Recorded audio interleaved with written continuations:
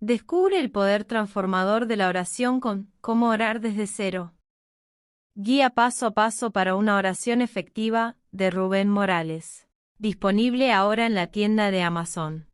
Hay un pensamiento en la palabra de Dios en el libro de Apocalipsis. Apocalipsis capítulo 1, versículo 16.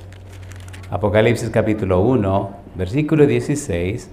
La palabra de Dios dice: tenía en su diestra 7 estrellas, de su boca salía una espada aguda de 2 filos, y su rostro era como el sol cuando resplandece en su fuerza. ¿Podemos estar en pie para orar? Querido Padre Celestial, gracias por estar con nosotros en este lugar. Gracias por la compañía de los ángeles.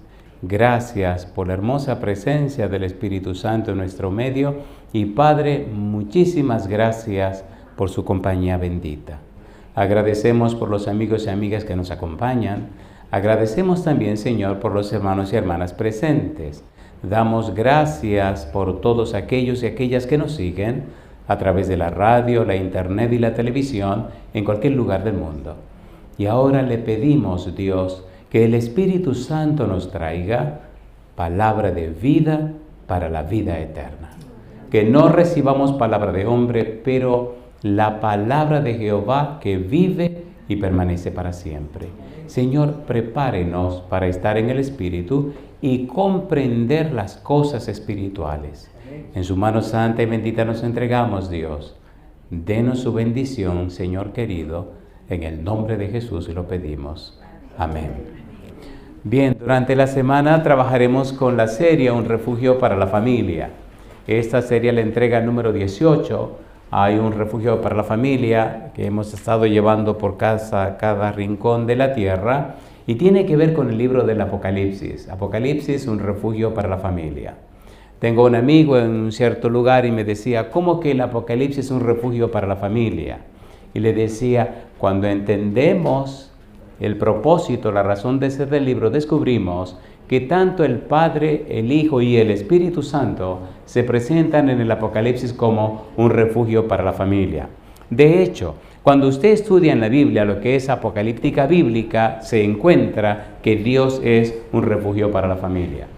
¿Qué es esto de apocalíptica bíblica? Vamos a hacer un breve resumen de lo que es la apocalíptica bíblica en la Biblia, el empeño, el interés que Dios tiene en dar a conocer lo que el hombre no sabe.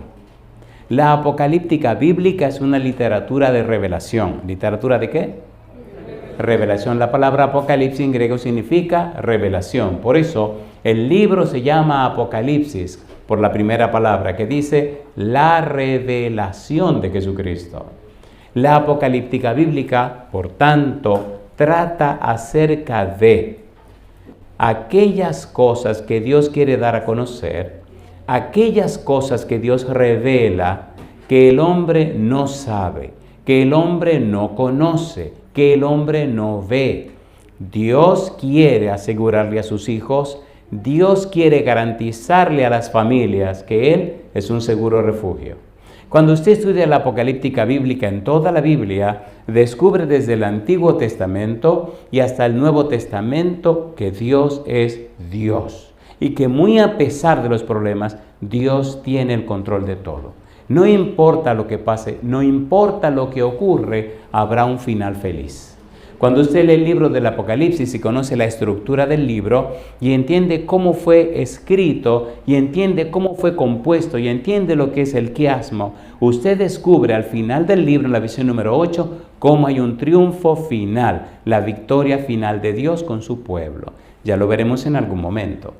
Es bueno presentar en forma breve todos los capítulos y versículos, el tiempo no nos dará, pero por lo menos todos los libros y los capítulos en la Biblia que hablan de la apocalíptica bíblica. La apocalíptica bíblica, por tanto, es una literatura de revelación. Dios da a conocer, Dios revela. Para cada padre, para cada madre, para cada persona de familia, es imprescindible conocer a Dios y conocer la voluntad de Dios. El gran privilegio de la criatura en cualquier rincón del universo es conocer a Dios. En el libro de Jeremías capítulo 9, los versículos 23 y 24, el profeta escribió lo que Dios le reveló. Dios le dice, no se alabe el sabio en su sabiduría, y dice también, ni se alabe el valiente en su valentía, ni el rico en su riqueza. Y dice Dios, alábese en esto el que se hubiere de alabar, en conocerme y entenderme que yo soy Jehová, que hago misericordia, juicio y justicia en la tierra, porque estas cosas quiero, dice Jehová. Dios mismo dice, alábese solamente cuando usted me conozca. Necesitamos conocer a Dios, necesitamos encontrarnos con Dios, necesitamos tener un encuentro real y personal con Dios. Por eso, esta noche vamos a empezar por ahí. Si quiere ponerle un título al tema de esta noche, póngale este título, creerle a Él. ¿Cuál es el título? Mire que no dice creer en Él.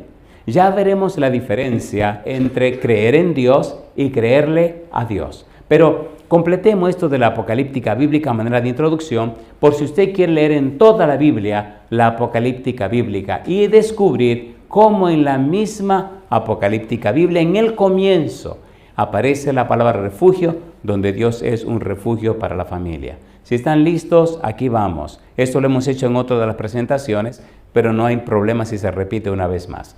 La apocalíptica bíblica se aparece en el libro de Isaías, capítulo 24 hasta el capítulo 27. En el libro de Ezequiel, capítulo 38 y capítulo 39. En el libro de Daniel, capítulo 2 y los capítulos 7 al 12. En el libro de Joel, capítulo 2 y 3. En el libro de Zacarías, capítulos 9 al 14. Eso es en el Antiguo Testamento. Ahí está toda la sección de la apocalíptica bíblica o toda la sección que tiene que ver con una revelación especial para los seres humanos. En el Nuevo Testamento usted encuentra la apocalíptica bíblica en San Mateo capítulo 24, San Marcos capítulo 13, San Lucas capítulo 17 y capítulo 21. Lo encuentra en Primera Tesalonicenses capítulo 4, Segunda Tesalonicenses capítulo 2 y todo el libro del Apocalipsis. Toda la Biblia está registrada, la apocalíptica bíblica, en estos lugares que le acabamos de mencionar.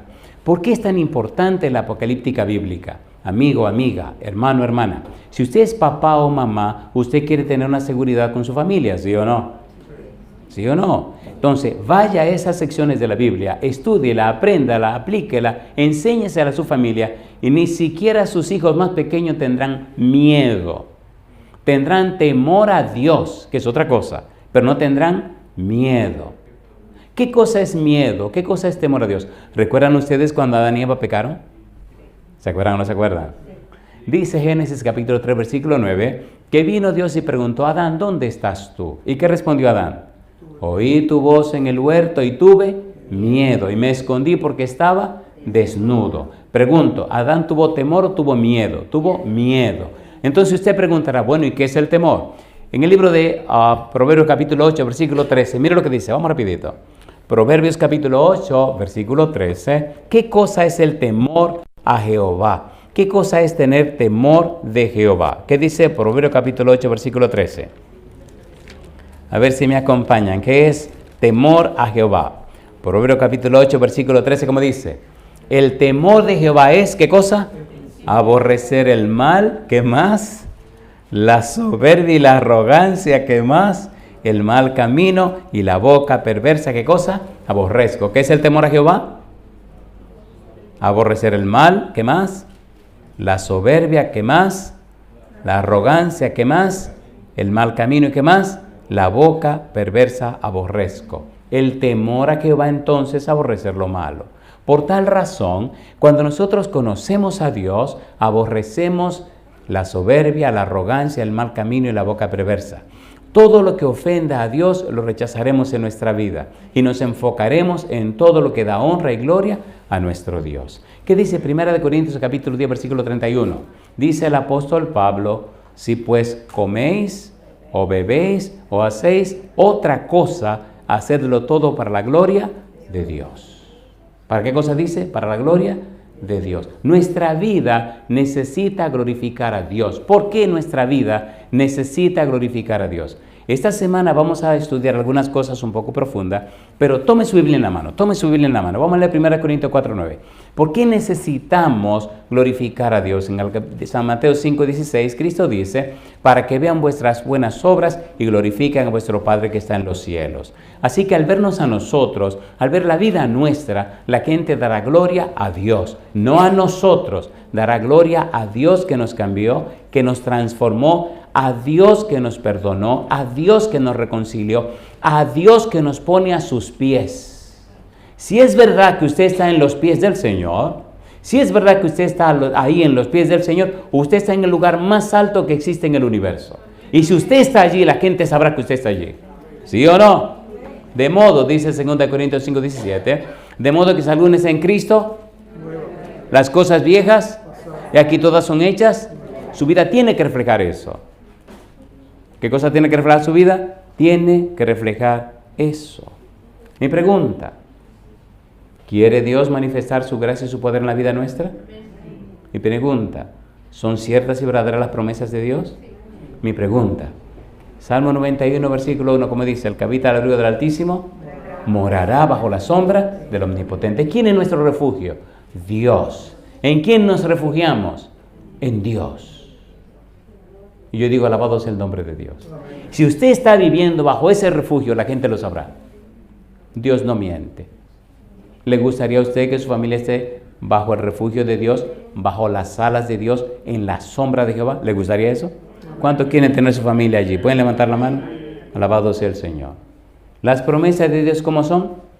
Son fieles y son verdaderas. Yo digo, alabado sea el nombre del Señor. Hay que entrar en el tema, queridos. Solamente estamos en la introducción y aquí veo que el tiempo corre muy aprisa también. Vamos al libro de Isaías, capítulo 24. Vamos rapidito. Estamos tratando de poner la mesa.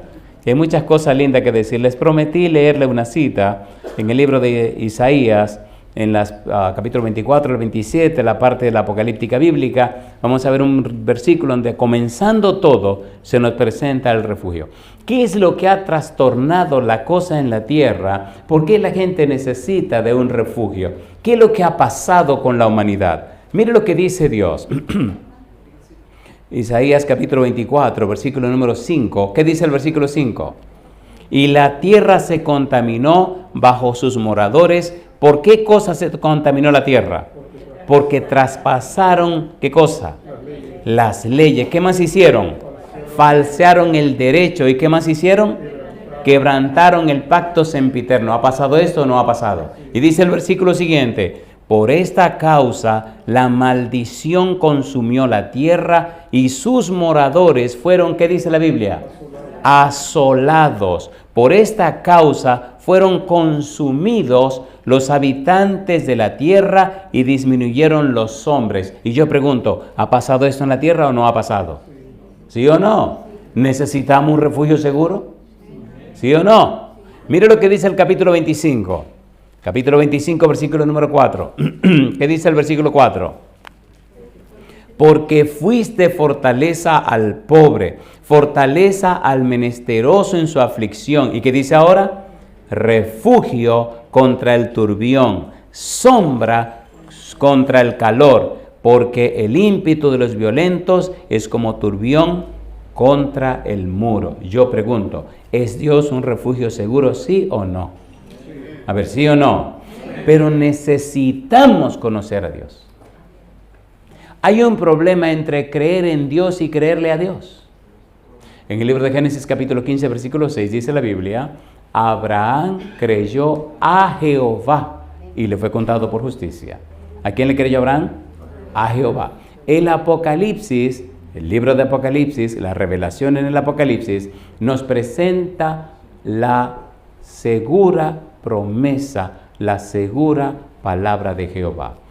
Creo que deberíamos hacer brevemente, en un par de minutitos, un resumen de la estructura del libro. El Apocalipsis no se lee como los otros libros de la Biblia. Es el único libro de la Biblia que se lee diferente a todos los libros de la Biblia. Si usted no lee el libro en la manera apropiada, no descubrirá el contenido que tiene. Si usted lee el libro desde el capítulo 1 hasta el capítulo número 22, no lo va a entender. Sin embargo, si lee el libro como el libro fue escrito y la manera como fue estructurado el libro se hace maravilloso y asombrosamente interesante. Hagamos un breve resumen de cómo debe leerse el libro, cómo fue escrito, y le voy a dar una referencia donde puede encontrar más información que hemos depositado para que usted se la copie, se la lleve gratuitamente. Recuerde la página lavozdelconsolador.org. ¿Cuál es la página? lavozdelconsolador.org. Escribimos un documento de cómo está estructurado el libro, cómo debe leerse, cómo debe combinarse, cómo debe entenderse. Allí encuentra un PDF, un documento por escrito, y lo puede copiar para que usted vea cómo se lee el libro. Lo voy a decir rapidito, pero ya sabe dónde encuentra todos los detalles. No tiene que comprar nada. No le van a pedir donaciones. No le van a pedir nada en esa página. Y puede copiar todo, pero no lo puede vender. ¿Se entendió? O sea, vender no. Copiar sí, regalar todo lo que quiera. Vender no. Rápidamente le voy a decir cómo está escrito el libro y cómo debe leerse. ¿Estamos listos? Bien. Cuando entre a la página, verá que el libro del Apocalipsis es como las dos manos que usted tiene. Usted tiene 2 dedos pulgares y tiene 4 dedos en una mano y 4 en la otra mano. El Apocalipsis tiene una introducción y una conclusión y tiene 8 visiones. Cuando usted lee el libro, tiene que leerlo de esta manera. Después que lee el prólogo, tiene que leer el epílogo. Después que lee la visión número 1, tiene que leer la visión número 8. Después de la 2, leer la 7. Después de la 3, leer la 5. Y después de la 4, leer la visión número 6. Y usted dirá, muy bien, señor predicador, qué bonito. ¿Dónde encuentro los contenidos? Vaya a la página lavozdelconsolador.org y ahí tiene todos los contenidos. La parte del prólogo está en Apocalipsis capítulo 1, versículo 1 al 10. La visión número 1, Apocalipsis capítulo 1, versículo 10, hasta el capítulo 3, versículo 22. La visión número 2, capítulo 4, versículo 1 al capítulo 8, versículo 1. La visión siguiente, capítulo 8, versículo 2 hasta el capítulo 11, versículo 18. La quinta visión, Apocalipsis capítulo 11, versículo 19 hasta el capítulo número 14, versículo 20. Todo eso está en la primera mano, la mano izquierda, pudiéramos decir, la parte histórica del libro. La otra parte, la parte escatológica, que tiene que ver con los eventos finales. El libro se escribió con una figura literaria que se llama quiasmo. No se mortifique la vida. Todo esto está grabado, se grabará y te lo puede repetir otra vez. Voy rapidito porque necesito el tiempo para el tema de hoy. En la parte histórica, usted ve todo lo que es el evento del fin, y entonces se combina la parte histórica con la parte escatológica. Se combina el prólogo con el epílogo, la visión 1 con la 8, la 2 con la 7, la 3 con la 5 y la 4 con la 6. En la parte final o la parte escatológica, la visión 5, capítulo 15, versículo 1, hasta el capítulo número 16, versículo 17. La siguiente visión, capítulo 16, versículo 18, hasta el capítulo 18, versículo 24. La siguiente, capítulo 19, versículo 1, hasta el capítulo 21, versículo 4. La octava, capítulo 21, versículo 5, hasta el capítulo 22, versículo 5. Y la parte final, que es el epílogo, capítulo 22, versículo 6, hasta el versículo 21. Ahí está todo el libro. Esto está grabándose, no se preocupe, entra a la página, encuentra la grabación y encuentra todo lo que le dije ya por escrito. No se mortifique la vida. De manera que así se lee el libro. Cuando usted aprende a leer el libro, entiende su contenido. Hemos grabado o hemos presentado aproximadamente unas 16, 17 campañas donde ya cubrimos la parte del prólogo y el epílogo. Capítulo 1, versículo 1 hasta el versículo 10 y capítulo 22, versículo 6 al versículo 21. Ahí ya hemos cubierto prólogo y epílogo. Hoy, con ustedes, me llena de gozo saber y anunciarles que estamos trabajando, empezando hoy, ahora, en este momento, estamos empezando con la segunda parte del libro. El libro tiene 5 secciones, 5 divisiones, y hoy empezamos la número 2, que tiene que ver con la visión número 1 y la visión número 8. Apocalipsis capítulo 1, versículo 10 al capítulo 3, versículo 22, y Apocalipsis capítulo 21, versículo 5 al capítulo 22, versículo 5. Una semana no es suficiente para verlo todo, pero por lo menos comenzamos hoy. Estamos tomando el versículo 16 del capítulo 1, donde Cristo aparece con una espada aguda en la boca. Esa espada aguda en la boca veremos que es nada más y nada menos que la palabra de Dios. Y antes de entrar en esa experiencia de la palabra de Dios y ver a Cristo como el profeta y maestro, que es el título profundo que tenemos que ver, vamos a desarrollar entonces, a manera de introducción, el conocimiento de qué significa creerle a Él, qué significa creerle a Dios, que es todo lo contrario de creer en Dios. El mundo está lleno de gente muy religiosa, pero no conocen a Dios. El mundo está lleno de gente muy religiosa, que vienen a la iglesia, que practican su religión, pero no tienen poder en su vida. Es una vida igual que la vida de tantas y tantas personas. Eso no tiene sentido. Cada día el mundo se pone más difícil. Necesitamos más poder del Espíritu de Dios para mostrarle a un mundo pecador que se le está acabando el tiempo, que en nuestra vida se manifiesta la presencia del Dios Todopoderoso. Yo pregunto, ¿dice la Biblia que Abraham creyó en Dios? No, dice que le creyó a Dios. ¿Lo dice o no lo dice? Génesis 15:6. ¿Lo dice o no lo dice? A ver, ¿sí o no? Entonces, ¿cuál es la diferencia? ¿Cuál es la diferencia? ¿Qué significa creer en y qué significa creerle a? Creer en alguien significa que usted tiene una buena información sobre esa persona, pero creerle a alguien significa que usted conoce a la persona. ¿Se entendió o no se entendió? ¿Se entendió o no se entendió? Llegué a un lugar y había un niño que ha oído muchos sermones en la radio, una cantidad de sermones desde que era bebé. Y el niño tenía una idea de quién era el predicador. Lamentablemente no era el quien él pensaba. Ay, madre mía.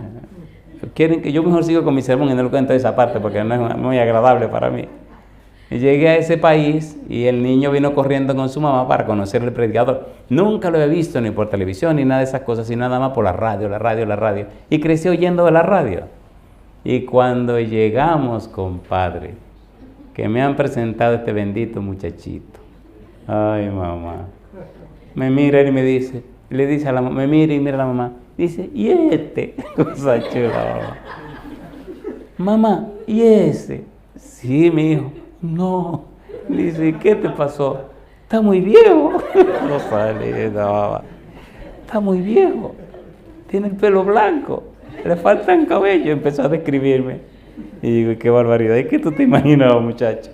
Él le dice a la mamá, yo creí que era joven. Bueno, bendito sea Dios. Así que uno se pone viejo. Alabado sea el nombre de Dios.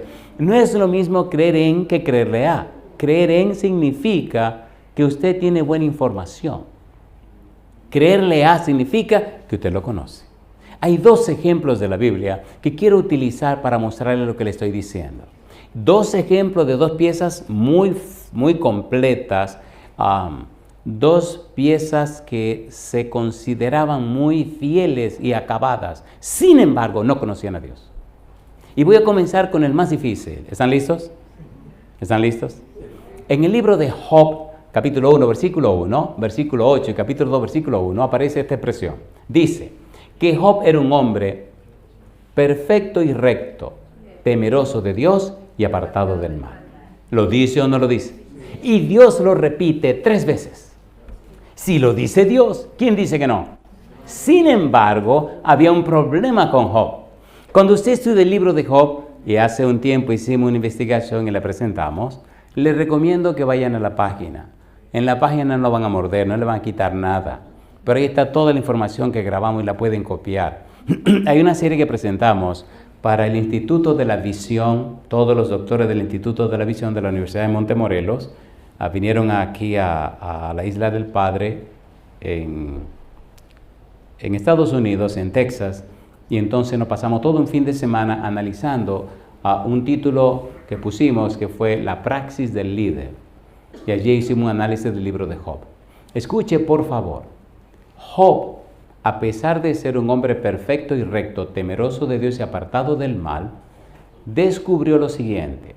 Cuando las tragedias vinieron, recuerde que él dijo, cuando perdió los hijos y perdió todas sus riquezas, que dijo que desnudo vino a este mundo, desnudo Jehová, Dios Jehová, quitóse el nombre de Jehová, bendito. Sin embargo, cuando perdió la salud y los amigos vinieron a acusarlo, Job hizo 3 cosas.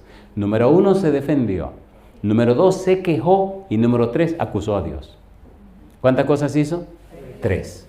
Lo interesante de la historia de Job está en el capítulo 42, versículos 5 y 6. ¿Están listos?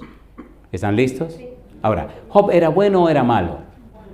Cayeron en la trampa. Era un hombre. Una cosa linda, mamá. Tiene 5 puntos. Era un hombre. ¿Era bueno o era malo? Era un hombre. ¿Usted es bueno o es malo? ¿Es un hombre o es una mujer? ¿Usted es bueno o malo? ¿Es pecador o pecadora? Eso es solo lo que somos delante de Dios. Pecadores o pecadoras. ¿Qué era Daniel? Un hombre pecador, pero bueno. ¿Sí o no? ¿Sí o no? Sí. ¿Qué era Zaqueo? Un hombre pecador, pero ladrón. Muy malo. ¿Sí o no? Entonces veamos quién era Job. Capítulo 42, versículos 5 y 6. Vamos rapidito. Mire qué cosa linda. Recuerde que estamos hablando de Dios como el refugio para la familia y necesitamos conocer a Dios para creerle a Dios. Si no conocemos a Dios, no le creeremos a Dios. Por tanto, tendremos solamente una vida religiosa. Y si usted es una persona religiosa, tendrá una vida cristiana sin poder.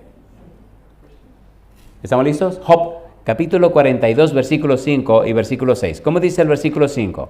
En el capítulo 38, recuerde que en el capítulo 38 Dios se aparece y comienza a hacerle preguntas. Me gusta cómo empieza Dios cuando dice, ¿quién es ese que oscurece el consejo con palabras sin sabiduría? Y después que Dios hace sus preguntas, capítulo 38, capítulo 39, capítulo 40, capítulo 41, en el 42 Job responde y dice, ¿quién es ese que oscurece el consejo con palabras sin sabiduría? Y empieza a confesarse delante de Dios. Y en el versículo número 5 y 6 está la clave de todo el asunto. Versículo 5, ¿cómo dice? ¿Cómo dice? De oídas te había oído, mas ahora mis ojos, ¿qué dice? Te ven. ¿Y qué dice ahora? Por tanto me aborrezco y me arrepiento en polvo y ceniza. ¿Quién está hablando? Job. ¿Quién es Job? Un hombre temeroso, perfecto y recto, apartado del mal. ¿Lo era o no lo era? Si Dios dice que lo era, lo era. Sin embargo, no conocía a Dios. Había cumplido fielmente con todas las cosas que le habían dicho. De oídas te había oído. Todas las lecciones que le dieron acerca de Dios las cumplió, las obedeció, vivió conforme a lo que le enseñaron, pero no conocía a Dios. ¿Conocía a Dios? No. ¿De qué se arrepintió Job?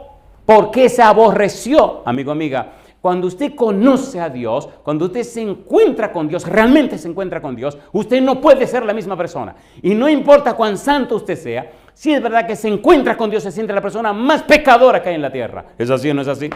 ¿Es así o no es así? Si usted se siente muy santo, mejor que los demás, usted no conoce a Dios. No importa quién sea usted, no lo conoce. Porque cuando usted lo conoce, cuando verdaderamente lo conoce,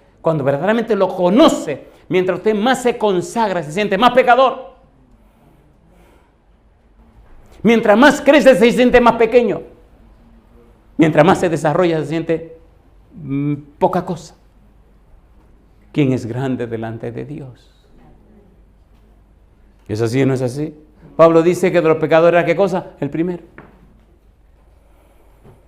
¿Conocía Job a Dios? No. Conocía lo que le habían dicho. De oídas te había oído, mas ahora mis ojos te ven. Y cuando vio a Dios, cuando se encontró con Dios, cuando tuvo un encuentro personal con Dios, cuando le conoció a Él, dice, me aborrezco y me arrepiento en polvo y ceniza. ¿Qué significa me arrepiento? Me aborrezco significa no hay nada bueno que encuentre en mí, pero me arrepiento significa cambio mi mente. Tengo un cambio de mente, tengo un cambio de pensamiento, tengo un cambio de corazón, tengo un cambio de paradigma, tengo un cambio de mis estructuras mentales, tengo cambio de mis patrones de pensamiento, tengo un cambio profundo en mi ser. Tengo una nueva visión y cosmovisión de las cosas. Hasta que usted no se encuentra con Dios, hasta que usted no conoce a Dios, está siguiendo solo las doctrinas que le enseñaron. Pero cuando usted se encuentra con Dios, usted se convierte en otra persona. ¿Es así o no es así? ¿Es así o no es así? Hasta que usted no lo vive, no lo entiende. Un hombre que era perfecto y recto, temeroso de Dios y apartado del mal. Ahora cuando se encuentra con Dios dice, wow, yo no tenía la más remota idea de lo que estaba pasando. Ahora me aborrezco. ¿Cómo que me pongo yo de que acusar a Dios? Cuando usted lee el libro, usted se queda asombrado cuando él dice, si yo subiera donde está su silla, iría hasta donde está él y defendería mi causa. Cosa linda, mamá. Y no hay quien quite mi queja, porque ¿quién es el que me está haciendo esta cosa? Tú me estás maltratando, Señor. Él creyó que era el Señor que lo estaba maltratando. Y si no eres tú, ¿quién es? Pregunta en el capítulo 9. ¿Era el demonio que lo estaba acabando y estaba acusando a Dios? ¿Sí o no? A ver, ¿sí o no? Ahí encuentra usted el reflejo de la vida suya y la vida mía. Nos quejamos, nos acusamos, nos defendemos, porque yo sé que he mantenido mi integridad, dice Job, y me he mantenido firme y fiel. ¿Por qué me pasan estas cosas? A mí, ¿pero cómo que me está pasando aquello? Y protesto hasta que se quedó callado.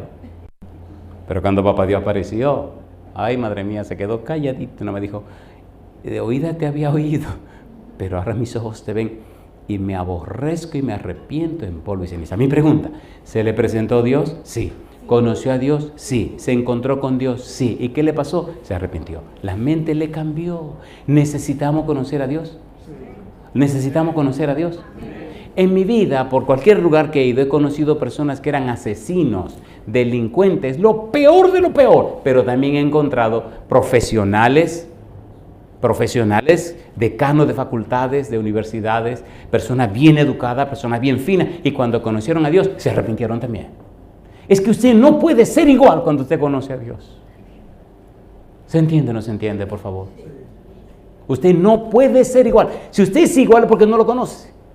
Puede ser un buen religioso, pero no es cristiano. Porque cristiano significa que conoce y ama a Cristo.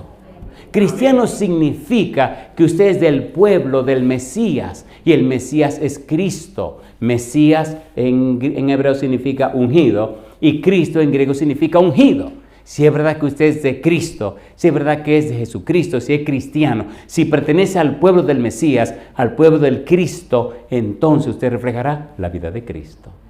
¿Es así o no es así? ¿Es así o no es así? ¿Sí o no? Y la gente que le conozca sabrá que usted camina con Cristo.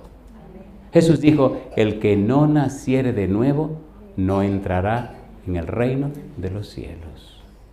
El que no naciere de agua y del Espíritu no entrará en el reino de los cielos. Y aquí viene mi pregunta, amigo, amiga, hermano, hermana, ¿necesitamos conocer a Dios? ¿Necesitamos conocer a Cristo? ¿Es lo mismo creer en Dios que creerle a Dios? No. Creer en Dios significa que acepto lo que se ha dicho. Creerle a Dios significa que lo conozco a Él. Oigan, ¿puedo leer una cita de la Biblia que le moleste a usted? ¿Puedo o no puedo? Porque mire qué pasa. Si usted escucha un sermón y se va igual que vino, entonces usted oye una canción. Entonces, los sermones no son para que usted se entretenga, son para que el Espíritu le cambie y le transforme la vida. Es la palabra de Dios. ¿O no es la palabra de Dios? Eso no es la palabra de Dios. Había un tipo en una iglesia que le encantaba venir a oír los sermones los sábados por la mañana, y cuando terminaba, se me desaparecía. Y ya tenía 6 meses en ese asunto. Y yo lo veía que lloraba en el sermón y lloraba, y lo veía luchando y lloraba y se limpiaba. Y cuando yo terminaba la última oración, que abría los ojos, el tipo ya se me había ido. Digo, este fulano, ¿cómo lo agarro yo? Sí, porque hay gente que usted ve que el Espíritu lo toca, el Espíritu le habla, el Espíritu lo conmueve. Y olvídese, desde que yo abría los ojos, ya el tipo se había ido. Digo, este yo lo voy a agarrar hoy. Y le dije al anciano, mira, ven acá. Hoy cuando termine el sermón, tú vas a tener oración final. Sí, porque tipo hay que agarrarlo. Usted no puede dejar que la gente se pierda así por así. ¿O lo vamos a dejar perder así por así? No. Así que cuando terminé de predicar, hice el llamado, la gente empezó a pasar, tampoco pasaba al frente. Hice el llamado, empezaron a pasar al frente, se fue llenando y todo. Y ya el anciano tenía un micrófono en la mano. Y seguía hablando y hablando, y pusieron su musiquita de fondo y hablando, qué sé yo. Y todo el mundo de pie, el tipo allá atrás, secándose sus lágrimas, así, mirando para abajo, así. Y entonces había una puerta de este lado, una iglesia grande. Entonces había que salir corriendo por aquí, dar la vuelta corriendo para agarrar la puerta del frente, ahí agarrar. Y entonces miré al anciano y le hice señas, y la gente siguió pasando, qué sé yo. Y vamos a prepararnos para la oración final, cierren los ojos, vamos a orar. Yo fui caminando para la puerta y vamos a orar. preparémonos para la oración, abro la puerta y le hago al anciano así, y salgo. Y el anciano empieza a orar. Y en lo que el anciano ora, yo corro y me paro en la puerta al final. Oiga, toda la musaraña que uno tiene que hacer para que la gente no se pierda. La cosa linda, mamá. Cuando termina la oración, que el tipo ya va a salir corriendo, pregunta quién está en la puerta. Cuando abro la puerta, vengo yo, ¡ey, compadre! Lo agarro ahí. Amigo, pastor. Digo, sí, ven, que tú y yo tenemos que hablar. Me metí a la oficina y le digo, siéntate ahí, vamos a hablar. Tú tienes 6 meses corriendo. ¿Tú crees que tú vas a perder así a lo claro? No. Hablemos claro tú y yo. ¿Qué es lo que pasa contigo? Empezó a llorar. Dice, yo sabía que usted me iba a hacer una de estas. Yo sabía que me iba a agarrar cosas lindas, mamá. La gente huye de Dios o no huye de Dios. Y me decía, yo decía desde la primera vez que vine, no vuelvo el sábado. Y el siguiente sábado aquí estaba yo. No voy el que viene, no vuelvo. Y aquí estoy yo. Y así 6 meses hasta que dijo, ya, pues voy a seguir yendo. Pero no lo voy a ver, no me voy a hacer, ni siquiera lo voy a saludar. Cosa linda. Huyéndole a Dios. Yo espero en Dios que usted no huya esta semana porque no es cosa mía, es cosa... ¿Estamos leyendo la Biblia o no estamos leyendo la Biblia? A ver, ¿sí o no? Job conocía a Dios, sí y no. Tenía un conocimiento de Dios que la gente le había dicho. Le habían contado. ¿Puedo leer ese versículo peligroso? Isaías 29, vamos rapidito. Un versículo peligroso, que tal vez le moleste, y ojalá usted se moleste, me encantaría que se molestara, porque si usted se molesta, por lo menos reaccionó. El negro ese que predicó, ese me cae mal. Bueno, bendito sea Dios, pero por lo menos usted reaccionó. Capítulo 29. Este es el problema que estamos teniendo en el mundo entero en muchos grupos religiosos. ¿Qué dice el versículo 13? Dice pues el Señor, Isaías 29:13, ¿lo tenemos? Dice pues el Señor, ¿qué cosa? Porque este pueblo se acerca a mí con sus bocas y con sus labios me honra, pero su corazón está, ¿cómo dice? Lejos de mí. ¿Y qué dice ahora? Y su temor de mí no es más que un mandamiento de hombres que le ha sido, ¿qué cosa? Enseñado. Yo le pregunto, ¿es esta la realidad de mucha gente, sí o no? Sí, en cualquier país del mundo. No es que sean malos, es que no conocen a Dios. No lo conocen. No lo conocen. Cuando usted lo conoce, usted no puede ser igual. Cuando usted lo conoce y acepta el señorío de Jesús sobre usted, y acepta a Cristo como su Señor, y acepta que Él es el Señor de su vida, entonces y solo entonces el Espíritu viene y le transforma la vida a usted de gloria en gloria como a su imagen. La gente se da cuenta que el poder de Dios, el Santo Espíritu, está transformando su vida y usted refleja la belleza de la imagen de Cristo. ¿Es hermoso o no es hermoso? ¿Es hermoso o no es hermoso? Personas que son extrañísimas y usted ve cómo el Espíritu le va cambiando la vida. Hay un pensamiento en uno de nuestros libros que dice que hasta los demonios se asombran al ver cómo la gracia y el poder de Dios transforma a un ser humano de tal suerte que refleja la belleza y la santidad de Cristo. ¿Es así o no es así? ¿Quiere usted que el Señor haga ese trabajo en la vida suya? ¿Cuántos quieren ser transformados por el poder del Espíritu? ¿Pueden levantar la mano? Muy bien, vamos a ver otro ejemplo de un tipo que fue hasta un asesino y mató gente. ¿Están listos? ¿Están listos? Pero oiga usted, este tipo era muy correcto, muy completo, muy acabado. ¿Entiende? ¿Conocen una palabra que se llama chisme? ¿No la conocen? ¿No conocen esa palabra? Bien, veamos un tipo que dice, mejor leamos los Filipenses, vamos rapidito. Nuestro segundo personaje con el que vamos a terminar es Pablo. ¿Quién era Pablo? Un fariseo. ¿Qué tipo de fariseo? Oiga lo que él dice de él mismo. Filipenses capítulo número 3. Una pregunta, ¿estamos leyendo la Biblia o no estamos leyendo la Biblia? ¿Conocía Pablo a Cristo? No. ¿Conocía Pablo a Dios? Supuestamente. Supuestamente. Cuando mataban a Esteban, ¿quién tenía la ropa de los matadores en las manos? Pablo. ¿Quién persiguió a la iglesia? Pablo. ¿Quién los encarcelaba? Pablo. ¿Quién estaba de acuerdo con la muerte de esa persona? Pablo. ¿Quién creía Pablo que estaba cumpliendo con Dios? Lo creía y lo estaba haciendo de todo corazón. Y ahora cuando se habla de Pablo, antes de conocer a Jesús, mire lo que Pablo dice de él mismo. Filipenses capítulo número 3, versículo 4 al 6. ¿Qué dice Pablo de sí mismo? Filipenses 3, 4 al 6. ¿Qué dice? Aunque yo tengo, ¿qué cosa? También de qué confiar en la carne. Si alguno piensa que tiene de qué confiar en la carne, ¿qué dice Pablo? Yo más, circuncidado al 8º día, del linaje de Israel, de la tribu de Benjamín, hebreo de hebreos, en cuanto a la ley, fariseo, en cuanto a celo, perseguidor de la iglesia, en cuanto a la justicia que es en la ley, como dice él, irreprensible. Ay, mamacita linda. Estaba completo, completito. Estaba acabado, acabadito. Estaba perfecto, conforme a él, perfectísimo. Mamacita linda, compadre. Y entonces, ¿con quién se encontró? Con Cristo. Oiga, qué cosa linda. Hechos capítulo 9, Hechos capítulo 22, Hechos capítulo 26. 3 veces se relata la historia de Pablo. La pregunta de Pablo era, Señor, ¿quién eres? ¿Lo tumbó del caballo o no lo tumbó del caballo? Sí. Y cuando cayó del caballo, Cristo le dice, Saulo, Saulo, ¿por qué me persigues? Dura cosa te dar cosas contra el aguijón. Y Pablo pregunta, Señor, ¿quién eres? ¿Qué contestó Cristo? Yo soy Jesús, a quien tú persigues. ¿Se encontró con Jesús o no se encontró con Jesús? ¿Sí o no? ¿Fue la misma persona Pablo de ahí en adelante? Jamás. Usted no puede ser la misma persona si se encontró con Jesús. Si usted es la misma persona, significa que no se ha encontrado con Jesús.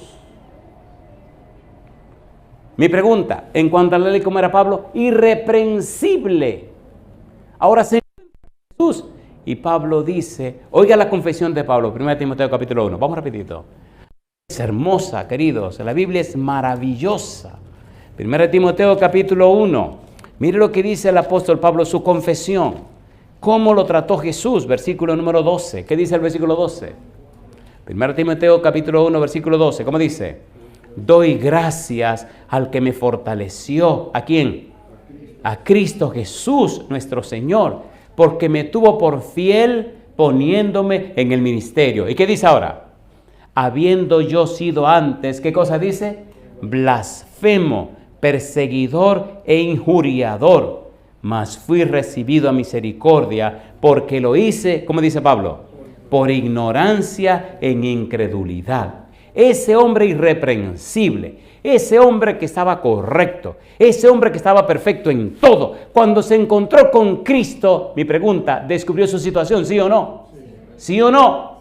Y dice Pablo, ahora descubrí que soy, número 1, ¿qué cosa? Blasfemo, perseguidor, injuriador. Entonces el Señor me recibió por misericordia, porque yo lo hice por ignorancia, lo hice por incredulidad. Mi pregunta entonces, ¿tuvo Pablo un encuentro con Cristo Jesús, sí o no? ¿Cambió la vida de Pablo, sí o no?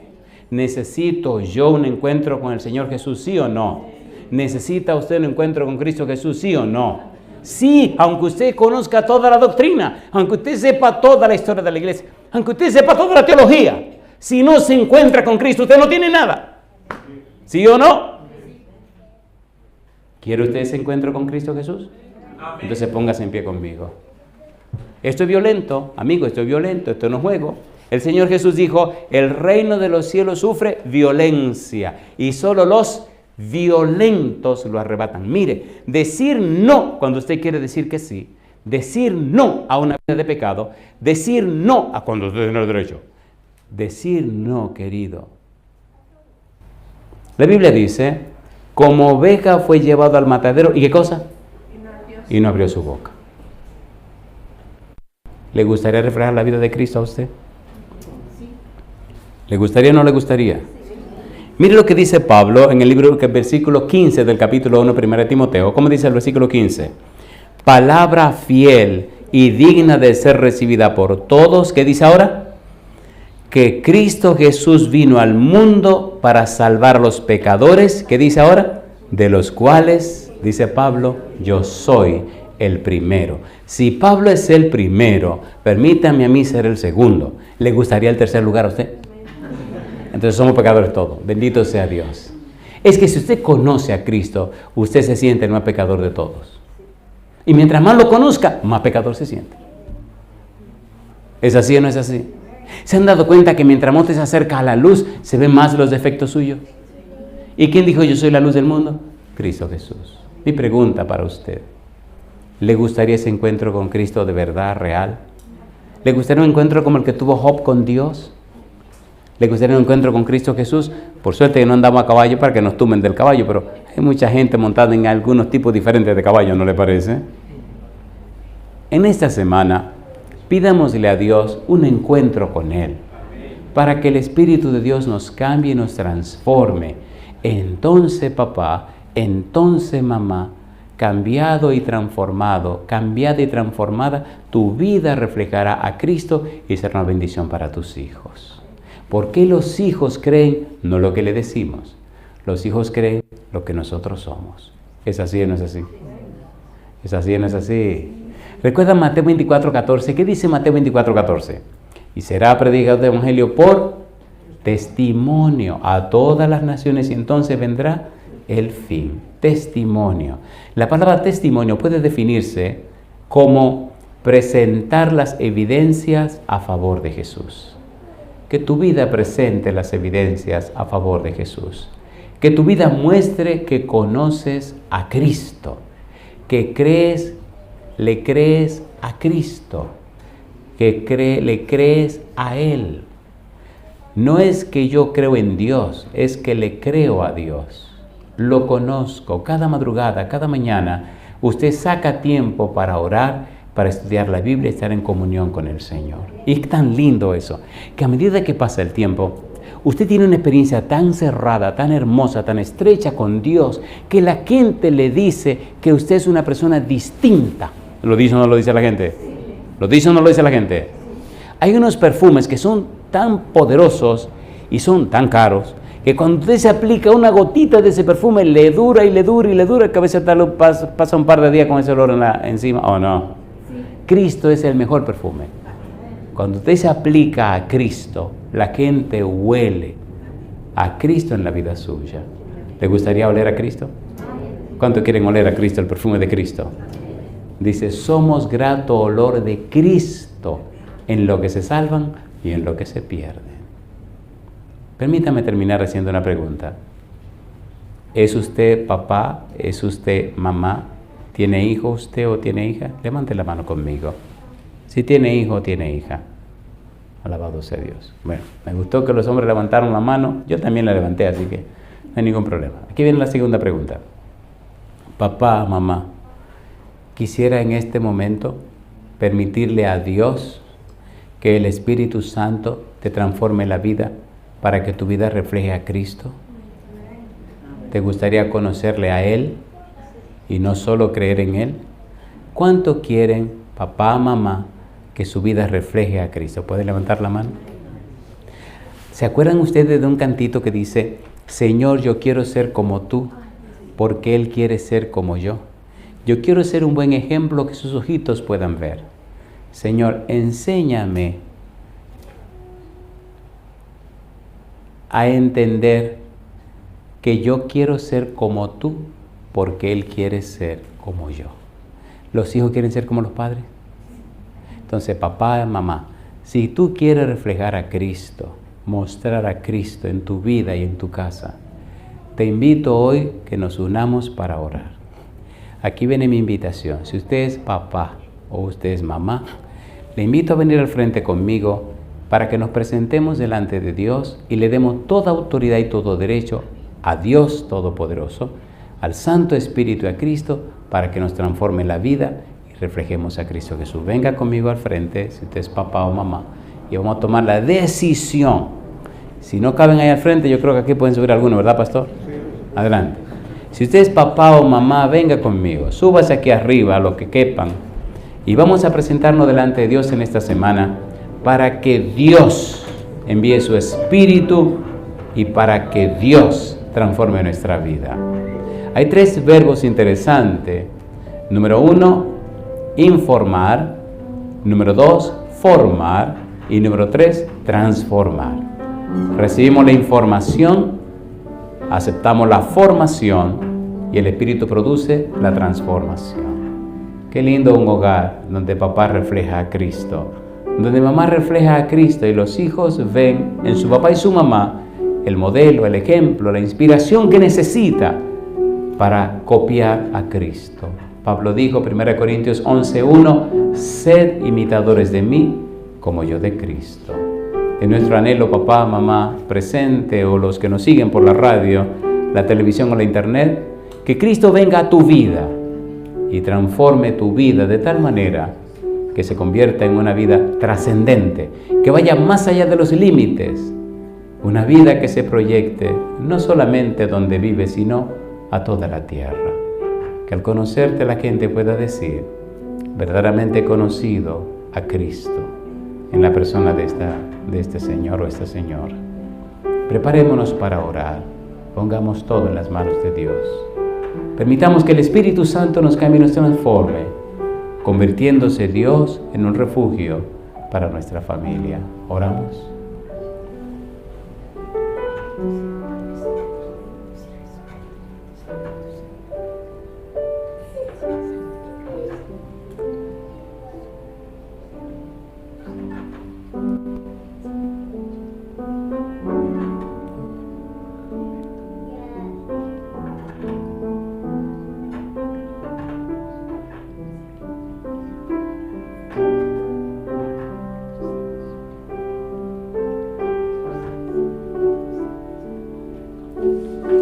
Pienso que ahora estamos listos para la oración. Agradecemos ese arpegio musical. Ahora vamos a estar en completo silencio y vamos a orar. Querido Dios, querido Padre, gracias por su palabra. Gracias por darnos a Jesús. Gracias por la compañía de los ángeles. Gracias por la obra del Espíritu Santo en nuestra vida. Gracias por su palabra bendita. Gracias, Señor, por el testimonio y el ejemplo de Job. Gracias por el testimonio de Pablo. Ahora, Padre, nos toca a cada uno de nosotros.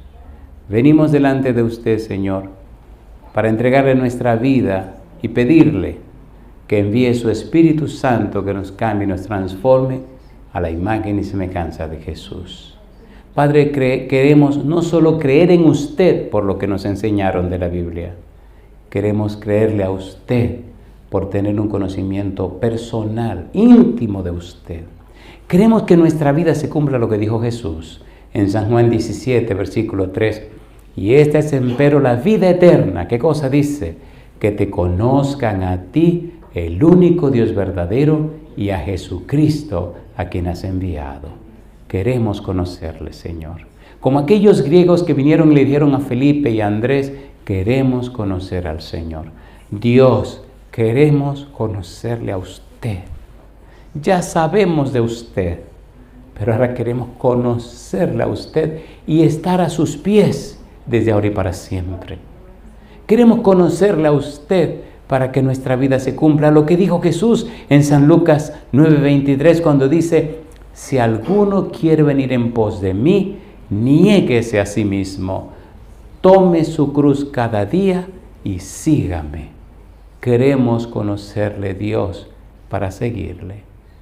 Y ahora le ruego, Padre amado, como ministro del Evangelio, que todos estos padres y madres que se han movido de sus lugares sean ungidos en esta hora con el Espíritu Santo, sean lavados y lavadas con la sangre preciosa de Jesús, sean vestidos y vestidas con su manto de justicia, que usted les cambie y les transforme con su gracia preciosa y les sostenga con su mano todopoderosa y les conserve sin caer hasta que Cristo venga. Que sus vidas sean luz en medio de la oscuridad de este mundo y que a través de ellos y ellas el Señor Jesús se dé a conocer. Que sus hogares se conviertan en un refugio en esta tierra. Que sus hogares sean un modelo y un ejemplo y que usted pueda manifestar su poder y su gracia en la vida de cada uno de ellos y ellas. Dios, oramos y rogamos, no solo por los presentes, oramos y rogamos por todos los que nos escuchan a través de la radio y por los que nos siguen a través de la internet o la televisión. Oramos por todos y todas en esta hora, Señor, y lo hacemos y damos gracias en el nombre santo de Jesús. Amén, Señor. Amén, Jesús. Amén. Que Dios les bendiga. Descubre el poder transformador de la oración con Cómo orar desde cero. Guía paso a paso para una oración efectiva, de Rubén Morales. Sumérgete en este libro revelador que te guiará con maestría desde los fundamentos hasta una conexión profunda con lo divino. Disponible ahora en la tienda de Amazon. Inicia tu viaje espiritual hoy mismo con Cómo orar desde cero.